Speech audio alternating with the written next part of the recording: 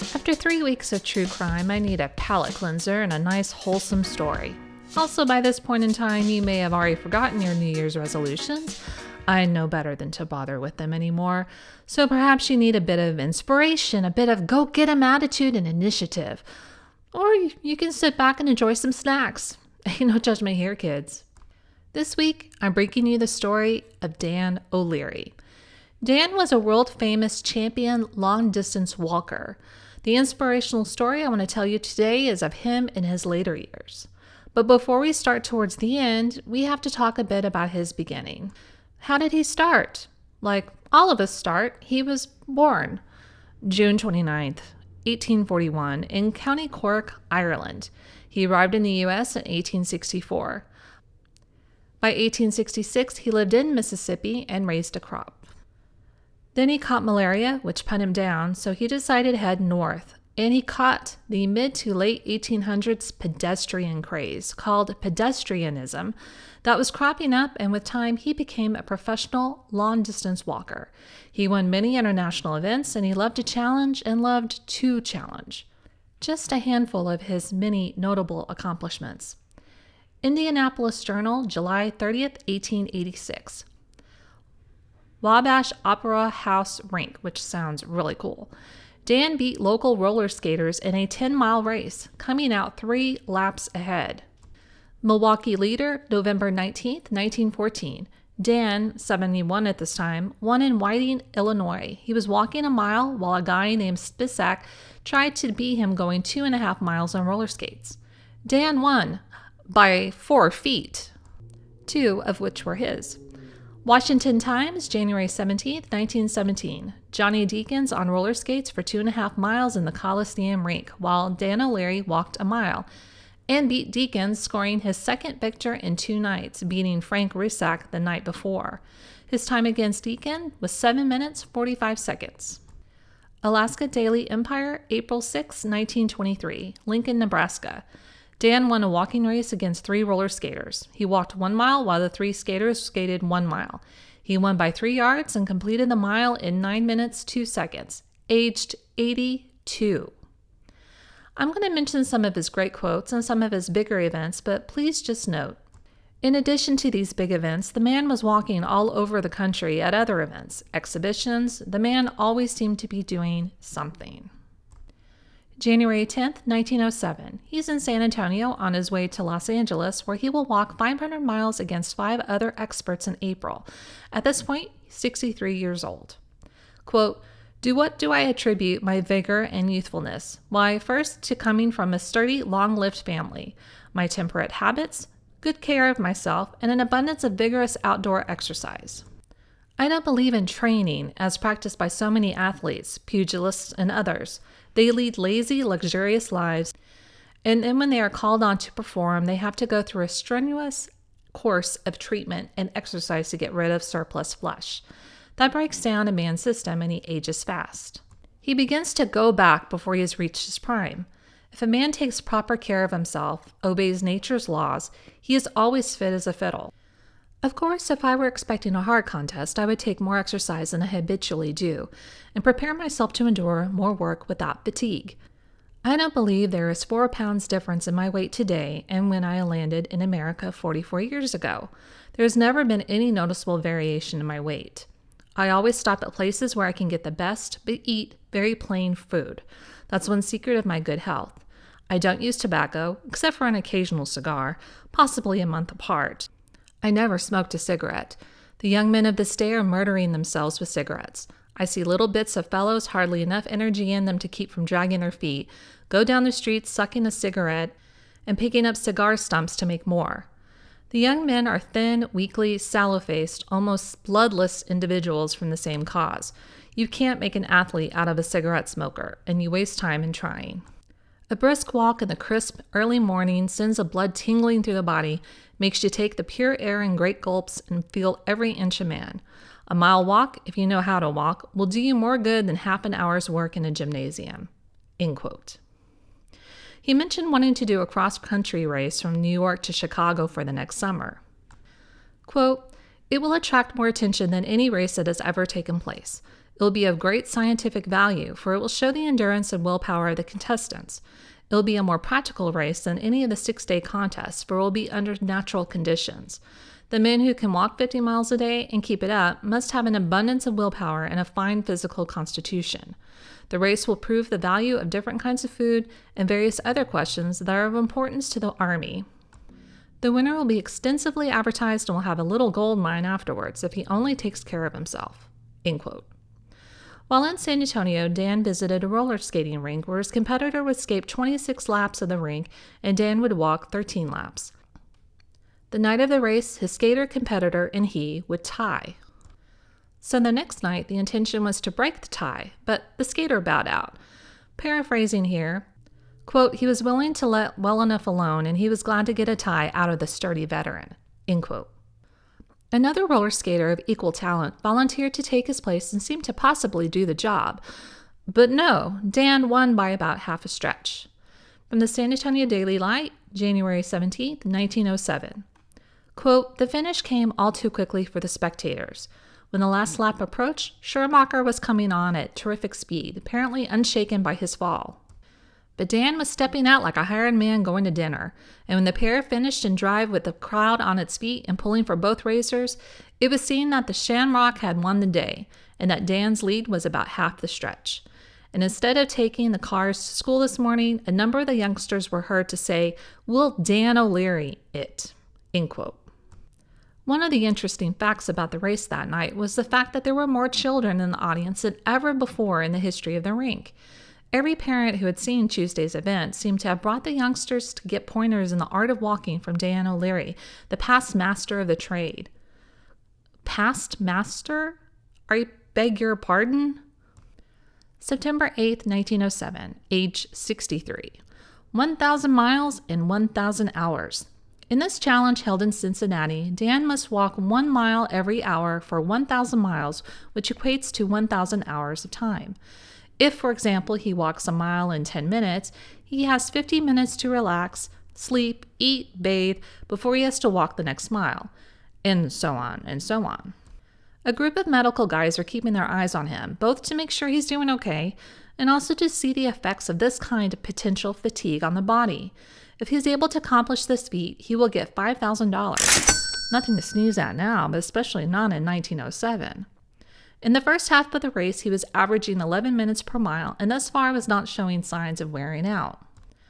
On October 20th, 1907, he has finished his 1,000-mile walk at Norwood Inn in Cincinnati. He had lost 14 pounds, still felt good, and had scarcely slept at all the day the race ended. In fact, there was some exhibition walking happening at this location after he finished his 1,000 miles, 1,000 hours. And he outwalked a number of amateurs. Some doctors also said he couldn't do it. Ha! Eat beans, docs! June 1908, Dan is hosting an amateur walking contest between Worcester City Hall and the U.S. Hotel in Boston in his attempt to get the younger folks interested in participating in walking. He planned to walk with the participants. In 1913, Dan is 70 years old. Since 1874, he has walked almost 102,000 miles, and as he puts it, quote, "I still have more gasoline in the tank," end quote. As I mentioned, he loved a challenge and loved to challenge. Quote, "I would like to walk any man of my age in the world. Edward Payson Weston preferred." Weston was a well-known pedestrian and aged walker. "For the last 40 years on my birthday, I've been walking as many miles as I am years old. Last birthday, I stepped 70. This little trip from Portland was only an exercise gallop. It was beautiful all the way, roads perfect, weather elegant. I figured it would take 16 days, but I came in 19 hours ahead of time. First 5 days, I averaged 63 miles per. Then I dropped down to 53, which was good going itself." End quote. He's talking about walking from Portland to San Francisco, where he was interviewed for this article. Quote, "I always keep my feet in first-class condition. By using sandpaper, I file off any growth, and my feet are soft and smooth. I file my toenails and am not bothered with ingrowing nails. I never use one pair of shoes 2 days running. I used up 6 pairs coming down from Portland to Santa Fe. When I am 100, I expect to be a real walker."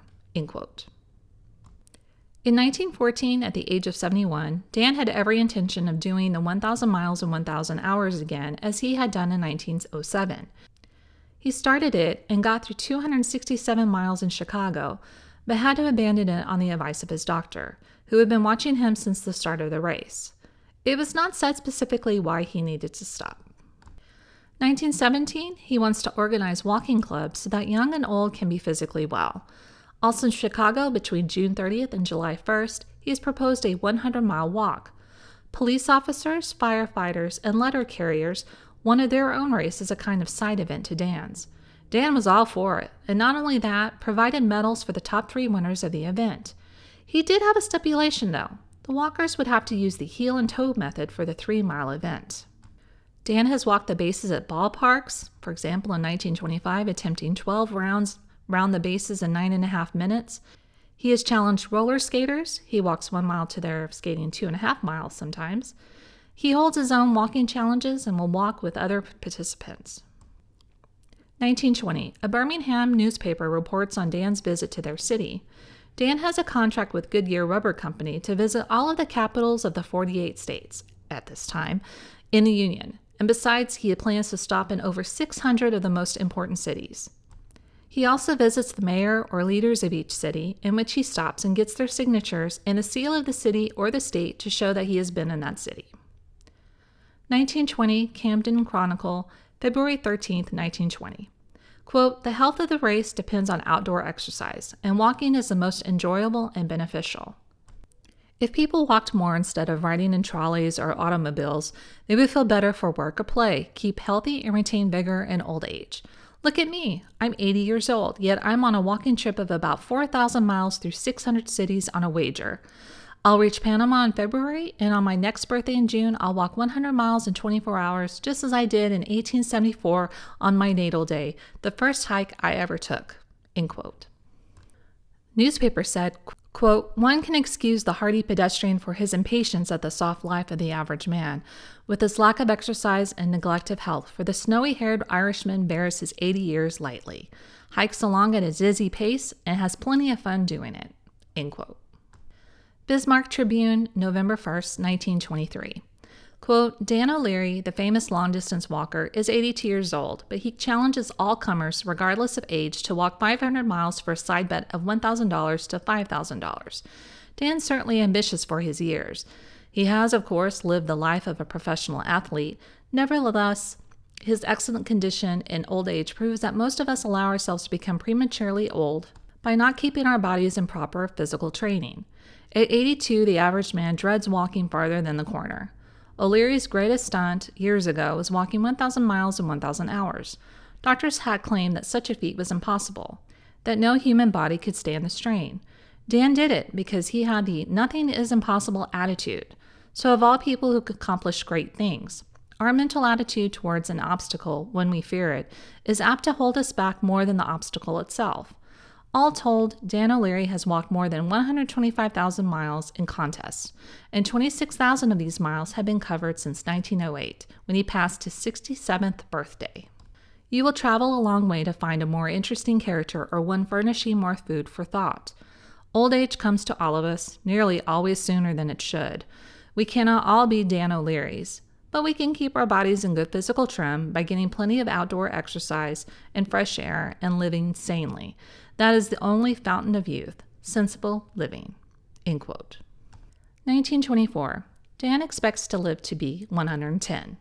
At this point, he has walked 292,000 miles and has no intention of slowing down. Quote, "I will get my full growth when I am 100 and will be up and going until I'm 110. After that, I am making no promises." End quote. His daily regimen? Eat only 2 meals a day, which does not count 2 apples at bedtime. Cut down meat ration to a pound a month, but use a heavy allowance of butter. Go to bed at 9 p.m. and arise at 5. Smoke only occasionally. Walk 10 or 15 miles a day. Quote, "I never stay in one place long enough to get stale. Life is always fresh for me. That is my secret." End quote. As mentioned, he loves a challenge and loves to challenge. At this point, March 1924, he has an open challenge to any man of any age for a 500-mile walking race. He also loves a bet and is willing to go as high as $5,000. Quote, I can walk a mile in 9 minutes and can average 6 miles an hour for 2 or 3 hours, end quote. He doesn't use a cane, doesn't like automobiles, and only uses a lathe stick or folded newspaper to keep him balanced. 1926, he's back in San Antonio on his annual visit, but heading east this time for an annual tour of baseball parks, and 86 years old at this point. He still walks 6 miles an hour. Quote, I've made all my plans through 100 years. I won't look any farther ahead than that, end quote.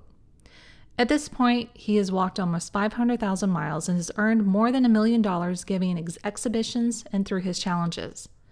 He has not taken any medication since he had malaria fever back in the 1860s.